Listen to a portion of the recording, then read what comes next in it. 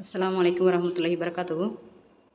Welcome to Rahman TNPSC. நம்ம ரஹ்மான் டிஎன்பிஎஸ்சியில் இன்றைக்கி 6th second term social சயின்ஸில் இருக்கக்கூடிய குடிமையியல் பகுதியில் இருக்கிற தேசிய சின்னங்கள் அப்படிங்கிற ஒரு டாப்பிக்கில் இருக்கக்கூடிய லெசன்ஸ் தான் வந்து பார்க்க போகிறோம். ஸோ இதில் இருக்கக்கூடிய முக்கியமான பாயிண்ட்ஸ் மட்டும் தான் பார்க்க போகிறோம். ஸோ இதில் வந்து பார்த்திங்கன்னா ஒரு பொண்ணும் அவங்களுடைய மாமா வந்து என்ன செய்கிறாங்கன்னா ஒரு காட்டுக்கு வந்து காணொலா போகிற மாதிரியும் அவங்க பார்க்குற ஒன்றொன்றையும் பார்த்து ரசிக்கிற மாதிரியும் வந்து போட்டிருப்பாங்க. இதில் நம்மளுக்கு தேவைப்படுற முக்கியமான பாயிண்ட்ஸை மட்டும் வந்து இதில் வந்து பார்ப்போம். ஸோ நம்மளுக்கு வந்து நல்லாவே தெரியும் மயிலுக்கு போர்வை வந்து யாருன்னா பேகன்.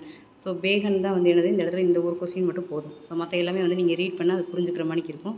ஸோ அந்த ஒன்று மட்டும் இந்த இடத்துல வந்து போதும்.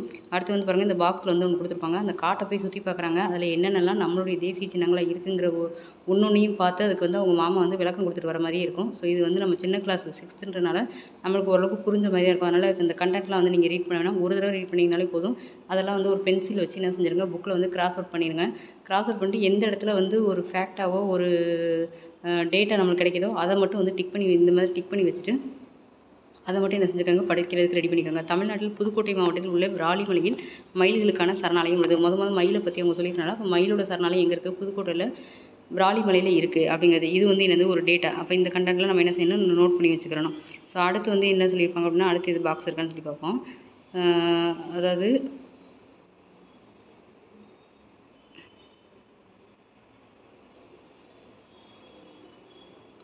அடுத்துள்ள பாக்ஸ் கண்டென்ட் என்ன வருதுன்றதை பார்ப்போம். ஸோ இதில் வந்து பார்த்திங்கன்னா ஒவ்வொரு தேசிய சின்னமும் எந்தெந்த வருஷத்தில் வந்துச்சு அப்படிங்கிறதையும் இந்த இடத்துல சொல்லியிருப்பாங்க. அதில் தாமரை வந்து 1950, சேற்று நீரில் வளரும் அழகான மலர், இது செந்தாமரை தான். அது நம்ம எழுதலாம். தாமரையிலே நிறைய வகை இருக்குது. ஆலமரம் 1950. அப்போ தாமரையும் ஆலமரம் ரெண்டுமே 1950 தான். இது பெருமையின் சின்னமாகவும் மருத்துவ குணம் கொண்டது அப்படின்னு சொல்லியிருக்காங்க. புலி 1973. ஸோ அடுத்து வந்து பூனை இனத்தின் மிகப்பெரியது. உலகின் மொத்த புலிகள் எண்ணிக்கையில் இந்தியாவில் வந்து 70% இருக்குதுன்னு சொல்லியிருக்காங்க. மயில் வந்து 1963. அதாவது ஒரு ரெண்டு இதுக்கு இப்படி ஒரு ஒற்றுமை இருக்குது பாருங்களேன். இப்போ தாமரை ஆலமரம்னா ரெண்டுமே 1950.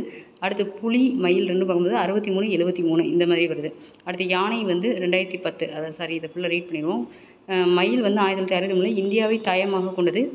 தோகையை கொண்ட பறவை மயில். ஸோ யானை வந்து ஆசியாவை தாயமாக கொண்டது. தான் வாழும் காட்டு பிரதேசங்களை பாதுகாப்பதில் முக்கிய பங்கு வகிக்கிறது. அடுத்து கங்கை ஆறை பற்றி சொல்லும்போது 2008. இது வற்றாத ஆறு, வரலாற்று புகழ்பெற்ற தலைநகரங்கள் இவற்றை ஆற்றங்கரையில் தோன்றி செழித்தோங்கின. அதாவது 2 வருஷம் வித்தியாசம் தான் கங்கை ஆறுக்கும் யானைக்கும். ஸோ கங்கை ஆறு 2008, யானை வந்து 2010. அப்படி வருஷப்படி வந்திருப்பாங்க. அடுத்து 2012 என்ன இருக்குன்னு பார்ப்போம். அதே 2010 ஆற்று ஓங்கில் அப்படின்னு சொல்லுவாங்க. தான் வாழும் ஆற்றின் சூழல் அமைவின் நிலையை உணர்த்தும் விதமாக செயல்படுகிறது. அருகி வரும் உயிரினமாக உள்ளது இந்த ஆற்று ஓங்கில். ஸோ அடுத்து வந்து 2012 என்ன இருக்குது அப்படின்னு பார்த்தீங்கன்னா, இது ஒரு தோழமை பாக்டீரியா. இது லாக்டிக் மற்றும் பாக்டீரியாக்களின் குழுவில் முக்கிய பங்கு வகிக்கிறது. ஸோ லாக்டிக்னா நம்ம வந்து இந்த பாலில் வந்து யூஸ் பண்ணுவாங்க சொல்லுவாங்க. ஸோ பாலில் இருக்க அமிலம் வந்து லாக்டிக் ஆசிட்னு சொல்லுவாங்க. அடுத்து மாம்பழமும் 1950 தான். கிட்டத்தட்ட இப்போ நம்ம பார்த்ததுல 3 விஷயம் வந்து 1950. ஒன்று ஆலமரம், இன்னொன்று தாமரை, இன்னொன்று மாம்பழம். அடுத்து ராஜநாகம். இது வந்து ஹோஃபிஃபாகஸ் ஹானா அப்படிங்கிறது அதோடைய வந்து அறிவியல் பெயர். இதை கூட கொஸ்டினாக கூட கேட்கலாம். உலகில் விஷத்தன்மை கொண்ட மிக நீளமான பாம்பு. இவை இந்தியாவின் மலைக்காடுகள் மற்றும் சமவெளிகளில் மட்டும்தான் இது என்ன செய்யுது, வாழுது அப்படின்னு சொல்லியிருக்காங்க. ஸோ இதை கொடுத்துட்டு அதுக்கப்புறம் நம்ம தமிழ்நாடு அப்படின்னு சொல்லி வரும்போது தமிழ்நாட்டுடைய மாநில விலங்கு வந்து வரையாடு. தமிழ்நாட்டுடைய மாநில பறவை மரகதப்புறா. தமிழ்நாட்டின் மாநில மலர் செங்காந்தல் மலர். மாநில மரம் பனைமரம். ஸோ இதை ஒரு பாக்ஸ் கொஸ்டினாக கொடுத்துருப்பாங்க. ஸோ அடுத்தடுத்து இங்கே வந்து பார்த்திங்கனாக்கா இந்திய தேசிய கொடியை வந்து ஆந்திராவை சேர்ந்து பிங்களி வெங்காயங்கிறத வடிவமைச்சிருப்பார். ஸோ அடுத்து வந்து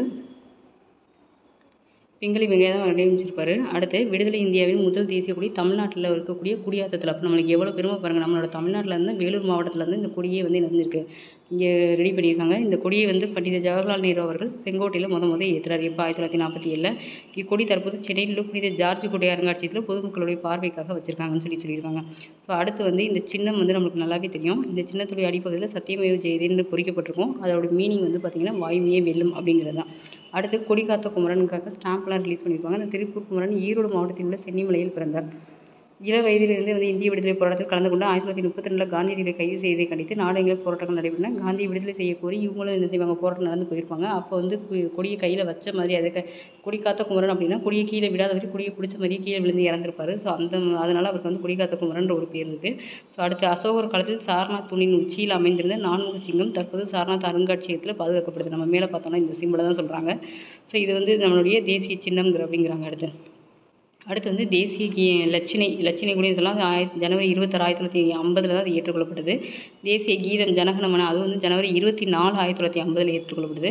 அடுத்து வந்து பார்த்திங்கன்னா 1911 டிசம்பர் 27 தான் கொல்கத்தாவில் நடைபெற்ற இந்திய தேசிய காங்கிரஸ் மாநாட்டில் தான் இந்த பாடல் வந்து அந்த ஜனகணன்ற பாடல் முதல்ல எங்கே பாடப்பட்டுச்சு அப்படின்னா 1911 டிசம்பர் 27 தான் பாடப்பட்டுச்சு. ஓகே.